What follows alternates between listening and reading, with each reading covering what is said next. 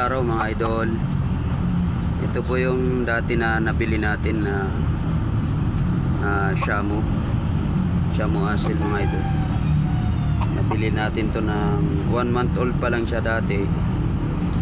Nabili natin siya ng 700 megit kay Ate Els Cats. Yan, nagbebenta po siya ng mga Shamu Asil, si Ate Els. Search nyo lang po si Ate Els Cats.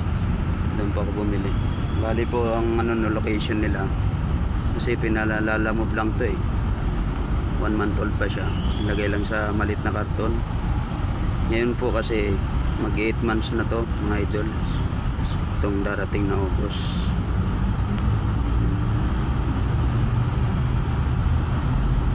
Malaki na po siya. Bulto po yung katawan niyan mga lods.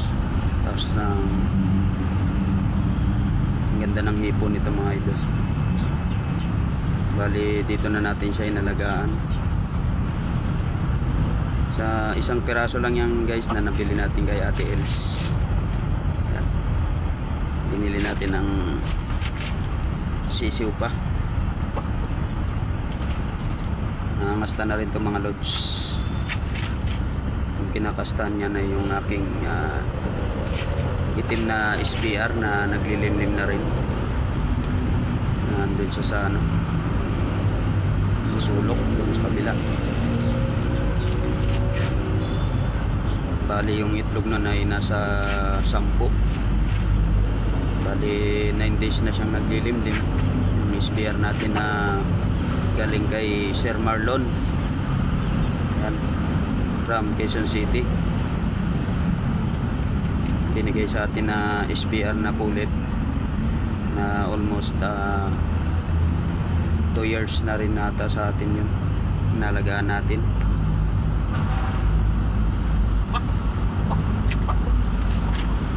Yan guys. Yan po yung frenos natin sa SBR na pulit. Ano kaya ang resulta nito mga guys? Palagay nyo.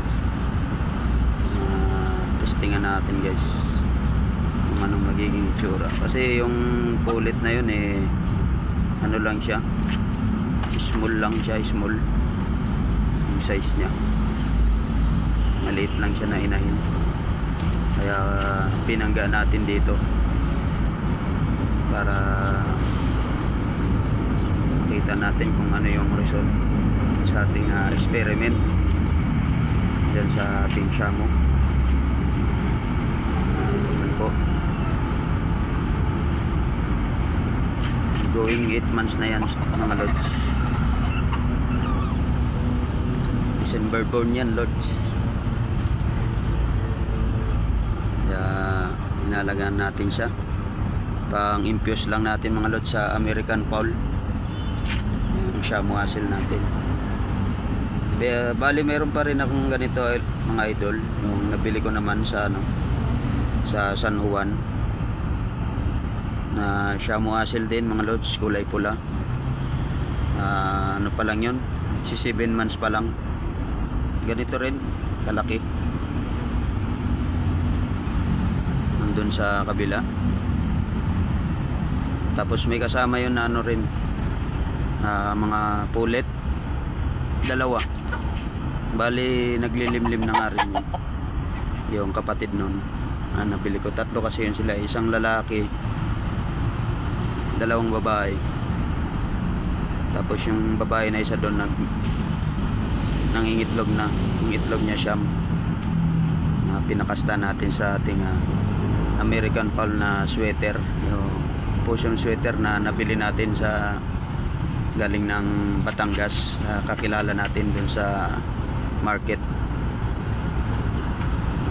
Mga lods, maraming salamat po sa pagsubaybay at pakikinig sa aking mga kwento na may kabuluhan. Sana po mapulutan nyo ng aral itong aking pagbablog patungkol sa pag-infuse ng mga tinatawag natin na oriental fowl. Sino man po yung mga nabibreed ng oriental fowl, Yan po yung aking Oriental Fowl na Shamu Asil. Siya nga po, maraming salamat po sa pakikinig. Please subscribe at pakishare na rin po ng aking mga video. Maraming salamat po. Isa po itong malaking tulong para po makatulong din ako sa pamilya ko at maabot ko yung pangarap ko. Maraming salamat po mga idol. God bless you. Bye bye.